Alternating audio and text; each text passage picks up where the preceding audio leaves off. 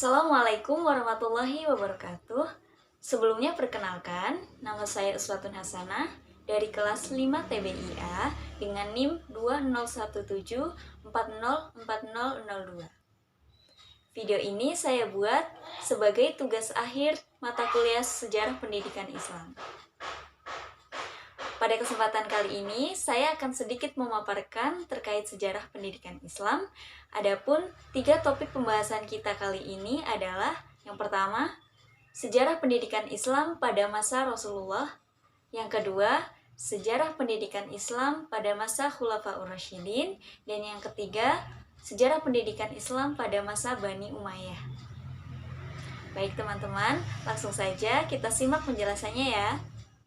Sejarah pendidikan pada masa Rasulullah SAW. Pendidikan pada masa Rasulullah ini dibagi menjadi 2 periode. Yang pertama, periode Mekah, kemudian yang kedua, periode Madinah. Periode Mekah ini merupakan fase awal pembinaan pendidikan Islam yang mana bertempat di Mekah selama 13 tahun. Nah, pada periode ini, Rasul memfokuskan pada penanaman akidah dan akhlak, serta segala yang berkaitan dengannya. Intinya, pada pendidikan dan pengajaran yang diberikan Rasul selama di Mekah ini lebih dianjurkan pada pendidikan akliyah dan pendidikan ilmiah. Sedangkan, periode pendidikan Rasulullah di Madinah ini berlangsung selama 10 tahun. Periode Madinah ini merupakan kelanjutan dari pendidikan yang telah diterima pada periode Mekah. Nah, jika pada periode Mekah ini pendidikan Rasulullah memfokuskan pada akidah dan akhlak dan segala yang berkaitan dengannya, pada periode Madinah, Rasul lebih memfokuskan pada penyempurnaan proses pendidikan terdahulu, yaitu pembinaan pendidikan difokuskan pada pendidikan sosial dan pendidikan politik. Lalu bagaimana dengan sistem pendidikan pada masa Rasulullah? Nah, jika kita lihat dari materi pendidikannya, pada periode Mekah ini, materi pendidikan lebih memfokuskan pada pendidikan tauhid dan pengajaran tentang Al-Quran, di mana pendidikan tauhid ini lebih berfokus pada pembersihan ajaran agama Nabi Ibrahim yang mana menyimpang secara signifikan dari kebenaran. Pada pendidikan tauhid ini beliau juga mengajarkan tentang bagaimana mengaplikasikan ajaran tauhid tersebut dalam kehidupan sehari-hari. Kemudian pengajaran tentang Al-Quran ini juga diterapkan seperti halnya membaca, menulis, kemudian menghafal, memahami, serta mengamalkan apa yang ada dalam Al-Quran tersebut. Nah, biasanya Rasulullah itu membiasakan para sahabat untuk berkumpul untuk membaca dan memahami setiap kandungan ayat. Meskipun pada saat itu masyarakat Arab terkenal tidak dapat membaca dan menulis, seperti hanya sebagian saja yang dapat membaca dan menulis. Sedangkan materi pendidikan pada periode Madinah ini cenderung lebih kompleks, artinya materi tidak lagi terbatas pada masalah-masalah akidah, akhlak, kemudian ibadah, tapi cakupannya lebih luas. Ruang lingkup materi pendidikan Islam di fase ini juga tidak hanya terbatas pada bidang keagamaan semata, dan juga tidak terbatas pada materi pendidikan yang diarahkan untuk kehidupan dunia semata. Akan tetapi, keduanya ini dipadukan, yang kemudian menjadi satu kesatuan bahan pembelajaran. Kemudian, kira-kira di mana sih Rasul melaksanakan pendidikan pada masa itu? Jadi ada beberapa tempat yang memang Rasul jadikan sebagai tempat pendidikan Islam. Yang pertama ada rumah. Tempat pendidikan Islam yang pertama dalam sejarah pendidikan Islam itu ada rumah dari Al-Arqam bin Abil Arqam. Nah, disitulah Rasul mengajarkan dasar-dasar dan pokok-pokok agama Islam kepada sahabat-sahabatnya. Nah, di rumah Al-Arqam ini juga Rasul jadikan tempat untuk membacakan ayat-ayat Al-Quran kepada pengikut-pengikutnya serta orang-orang yang memang hendak memeluk agama Islam. Nah, selain rumah juga ada masjid. Sejak dulu, masjid memang dijadikan oleh umat muslim ini untuk beribadah dan sebagai lembaga pendidikan keagamaan, di mana di masjid ini mereka akan belajar tentang kaidah-kaidah Islam, hukum-hukum agama, dan lain sebagainya. Nah, masjid pertama yang didirikan Rasulullah SAW adalah Masjid Quba namanya, yaitu di luar kota Madinah. Masjid ini adalah tempat di mana Rasul itu memberikan pelajaran mengenai masalah keagamaan dan keduniaan kepada sahabat dan umatnya. Dan yang terakhir ada Kutab. Kutab ini terkenal sebagai tempat sekolah anak-anak yang sudah ada di negeri Arab sebelum datangnya Islam. Namun setelah datangnya Islam ini, Kutab dijadikan sebagai tempat mengajarkan Al-Quran dan agama. Di samping itu juga dijadikan sebagai tempat belajar menulis dan membaca. Kemudian selanjutnya ada metode pengajaran Islam pada zaman Rasulullah. Nah, metode yang Rasul gunakan saat mengajarkan kepada sahabat dan para pengikutnya ini ada 3. Yang pertama adalah tanya jawab. Nah, pada masa itu Rasul sering melakukan tanya jawab bersama sahabat dan pengikutnya. Dengan cara apa? Biasanya sahabat atau pengikutnya itu akan datang kepada Rasul untuk menanyakan sesuatu yang memang belum mereka pahami terkait dengan keimanan, kemudian ibadah, dan lain sebagainya. Metode yang kedua itu ada demonstrasi atau dengan kata lain memberi contoh. Nah, selain dengan tanya jawab, biasanya Rasul mengajarkan sesuatu kepada sahabat dan pengikutnya ini dengan cara memberikan contoh terkait dengan masalah ibadah, kemudian akhlak, perbuatan-perbuatan baik, dan lain sebagainya. Dan yang terakhir itu ada dengan cara menceritakan kisah-kisah umat terdahulu. Nah, beliau ini suka sekali bercerita atau menceritakan kisah-kisah tentang nabi terdahulu kepada sahabat dan para pengikutnya. Seperti halnya kisah Qorun, kemudian kisah Nabi Musa, dan kisah-kisah yang lainnya. Tujuannya supaya para sahabat dan pengikutnya ini tahu bagaimana balasan untuk orang-orang yang memang melanggar aturan-aturan dari Allah. Jadi pada metode ini biasanya Rasul lebih menekankan untuk memperbaiki akhlak dan akidah dari sahabat dan pengikutnya. Sekarang kita beralih pada sejarah pendidikan pada masa Khulafaur Rasyidin. Yang pertama ada pada masa Abu Bakar. Lembaga pendidikan pada masa Abu Bakar ini sebenarnya belum jauh berbeda dengan pendidikan yang ada pada masa Rasulullah. Namun, dari segi kuantitas dan kualitas ini sudah banyak mengalami perkembangan. Tempat pendidikannya masih sama, yaitu rumah, kutab, kemudian masjid. Nah, biasanya di masjid ini dijadikan sebagai lembaga pendidikan lanjutan setelah anak tamat dari belajar di kutab. Nah, di masjid ini ada 2 tingkatan, yaitu tingkat menengah dan tingkat tinggi, di mana tingkat menengah ini gurunya belum mencapai status ulama besar, sedangkan pada tingkat yang tinggi, para pengajarnya itu ulama yang memiliki pengetahuan yang mendalam dan integritas kesolehan dan kealiman yang diakui oleh masyarakat. Kemudian materi pendidikan yang disampaikan di kutab ini mencakup beberapa materi. Ada membaca dan menulis, kemudian membaca Al-Quran dan menghafalkannya. Lalu ada pendidikan keimanan, yaitu menanamkan bahwa satu-satunya yang wajib disembah itu adalah Allah. Kemudian ada pendidikan akhlak, seperti contohnya adab masuk rumah orang, kemudian bagaimana cara sopan santun dalam bertetangga, bergaul dalam masyarakat, dan lain sebagainya. Kemudian ada pendidikan ibadah, seperti pelaksanaan sholat, kemudian puasa, ada haji, dan lain sebagainya. Selain itu juga ada pendidikan kesehatan, seperti tentang kebersihan. Gerak-gerik dalam sholat merupakan didikan untuk memperkuat jasmani dan rohani juga.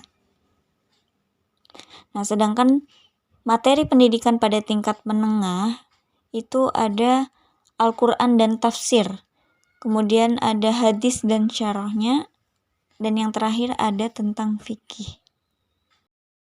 Baik, selanjutnya pendidikan pada masa Umar bin Khattab.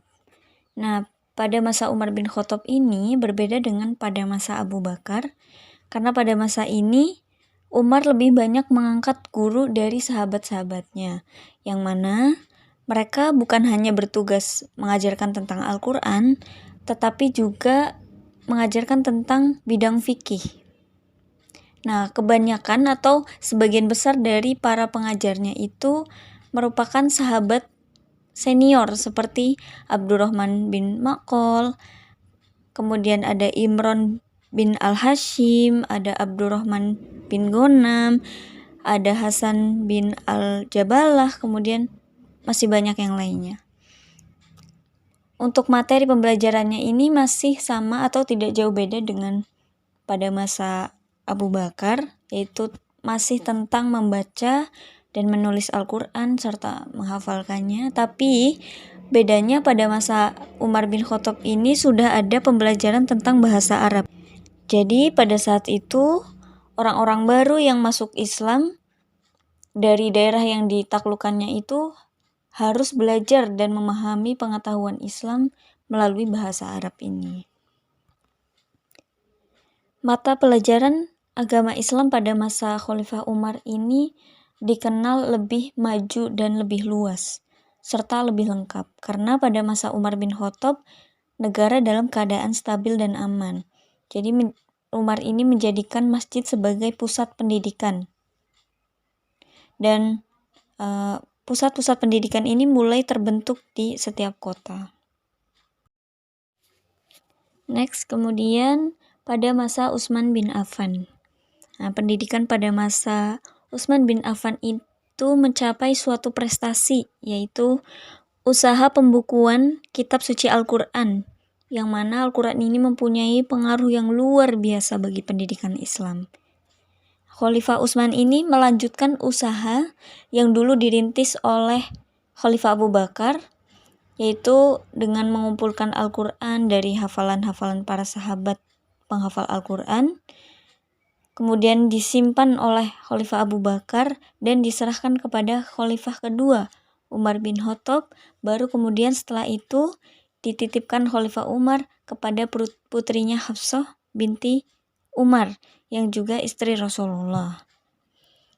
Sayangnya, pada 6 tahun pertama kekhalifahan Utsman bin Affan ini, pendidikan Islam memang mengalami perkembangan dan kemajuan yang sangat pesat. Tapi pada 6 tahun terakhir, pada masa pemerintahan Khalifah Utsman bin Affan ini, pendidikan mengalami penurunan. Hal itu karena banyaknya persoalan-persoalan sosial politik yang ada pada masa itu. Yang kemudian permasalahan itulah yang memicu pemberontakan yang terjadi di berbagai kalangan masyarakat. Selanjutnya pada masa Ali bin Abi Thalib. Nah, pada masa kekhalifahan Ali ini banyak sekali terjadi kekacauan dan pemberontakan, sehingga pada masa itu pemerintahnya tidak stabil. Karena pemerintahan yang tidak stabil, Khalifah Ali ini tidak sempat memikirkan masalah pendidikan, sebab keseluruhan perhatiannya itu ditumpahkan pada masalah keamanan dan kedamaian bagi masyarakat Islam. Tapi meskipun begitu, sahabat Ali ini tetap menggalakkan kaumnya untuk tetap belajar, walaupun tidak terlalu terfokus dalam dunia pendidikan. Karena pada saat itu Ali lebih memfokuskan diri terhadap keamanan masyarakatnya saat itu yang mengalami banyak kekacauan. Jadi itu ya 4 tahap pendidikan pada masa Khulafaur Rasyidin.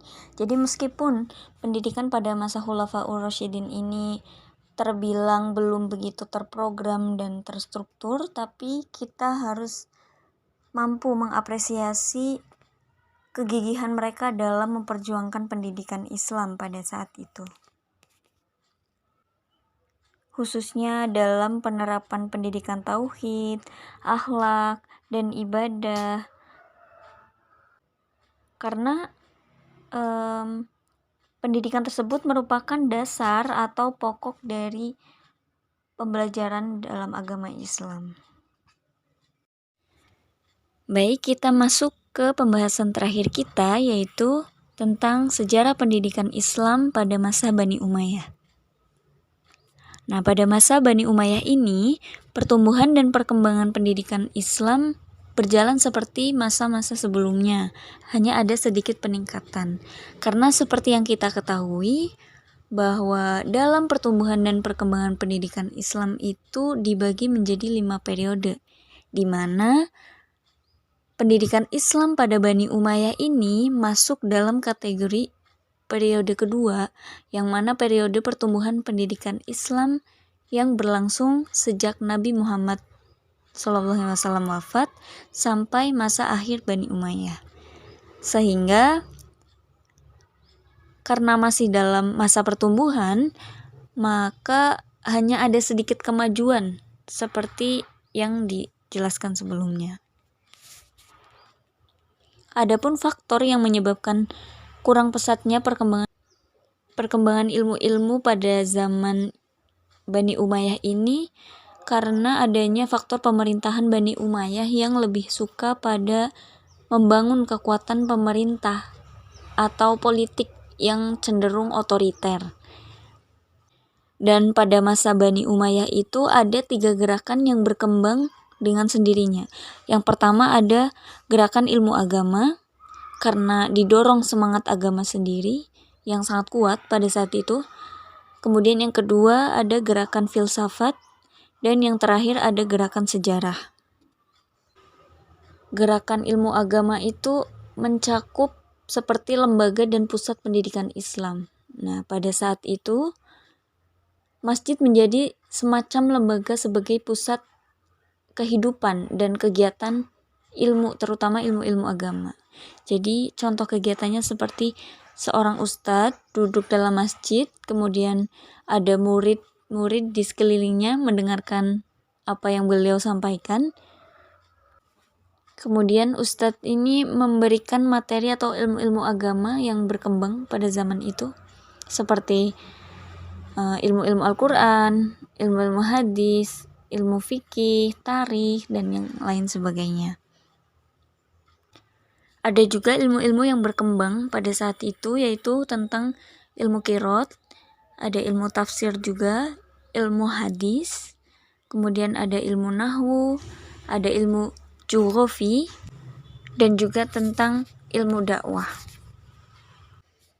Kemudian yang kedua ada gerakan ilmu filsafat. Nah, gerakan ilmu filsafat ini muncul di akhir zaman daulah dari Bani Umayyah ini untuk melawan pemikiran Yahudi dan Nasrani, yang kemudian memunculkan ilmu kalam. Nah, ilmu kalam dalam perkembangannya ini menjadi ilmu khusus yang membahas tentang berbagai macam pola pemikiran yang berbeda dari ajaran agama Islam itu sendiri. Dan yang terakhir ada gerakan sejarah. Nah, gerakan sejarah ini mencakup 2 bidang besar. Yang pertama ada tarikh Islam, yaitu tarikh kaum muslimin dengan segala perjuangannya, riwayat hidup pemimpin-pemimpin mereka, dan lain sebagainya. Dan yang kedua ada tarikh umum, yaitu tarikh bangsa-bangsa lain yang dipelajari dan disalin dengan sungguh-sungguh sejak zaman Bani Umayyah ini. Untuk lembaga pendidikan pada masa Bani Umayyah ini sebenarnya tidak jauh beda dengan masa-masa sebelumnya. Perbedaannya ada pada majelis sastra. Nah, jika pada masa Rasul dan Khulafaur Rasyidin itu hanya ada rumah, masjid, dan kutab.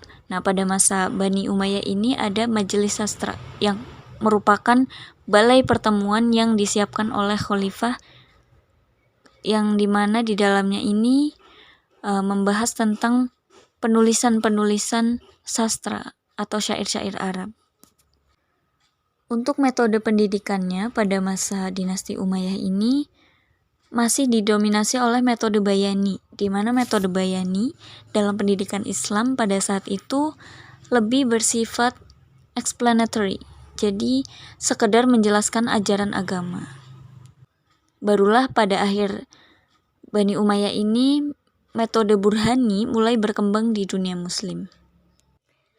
Baik teman-teman, itu tadi sedikit pemaparan dan penjelasan terkait sejarah pendidikan pada masa Rasulullah, pada masa Khulafaur Rasyidin, dan pada masa Bani Umayyah.